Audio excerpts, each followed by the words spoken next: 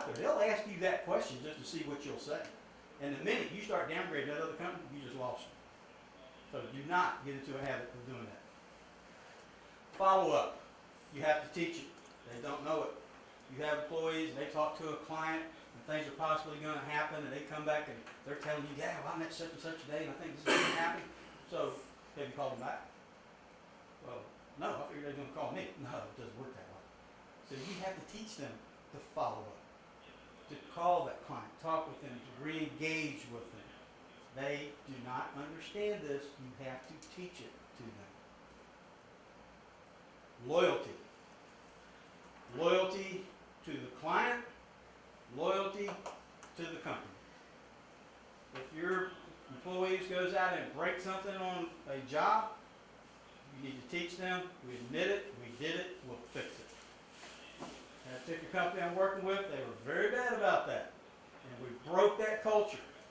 And lo and behold, they called me about 2 weeks ago and said, hey man, let me share a success story with you. What you got?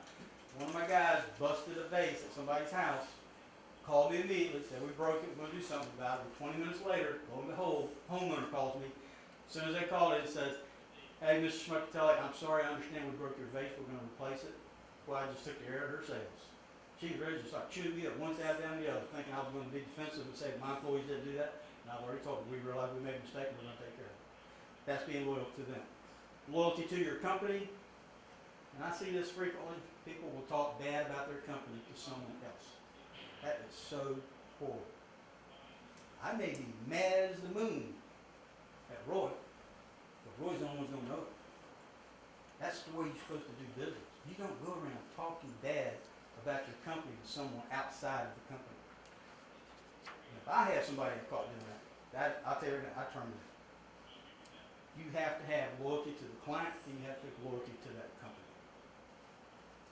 Teamwork.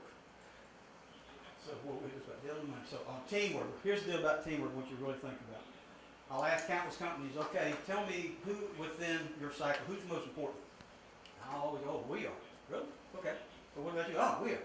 Well, let me tell you something. Let's use an example. Let's say I build a house.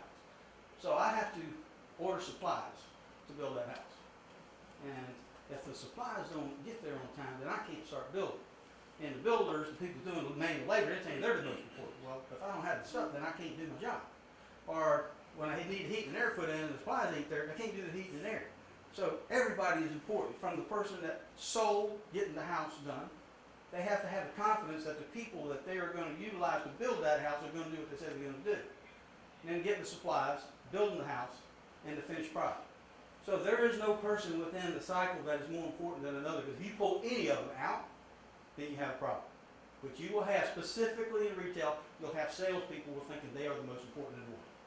Well, you can't sell it if you don't have it. You can't build it if you don't have the supplies. So don't let your team get into a role of I'm the most important.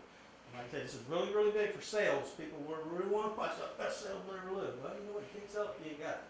You can't sell it if you don't have a brand. Or branding is huge. Knowing your competitor. It's very important to know what your competitor is doing. It doesn't mean that you're going around and badgering. You do not ever talk bad about your competitor. But if you're living on your own laurels, like Roy said, if you're so arrogant that you won't go read books and you won't find out what's going on, shame on you. I got to tell you, I took that advice from Roy. I used to read a lot. I was so busy all the time. I got to watch, you know what, I'm going to take a certain day a week. I'm going to spend an hour and I'm going to grab different books, and which, like I say, I'm really big on Dr. Meisner because he gives so much information. But you got to know your competitor, where they are. Are they doing something better than you are? If they are, then fix it and put yourself there so you're just as good.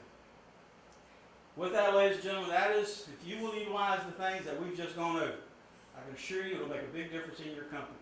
The reason I had you do the problem solving at the beginning is because if you will do what we just talked about, you'll alleviate just about every one of those problems. It's really big on the training. Do not forget the importance of training. I can say that 1,000,000 times. We just get so happy thinking we're doing great. You need to constantly train. With that, I thank you very much for your time. If you do that evaluation form for us, and if you have any questions, I'm here for you. Thank you.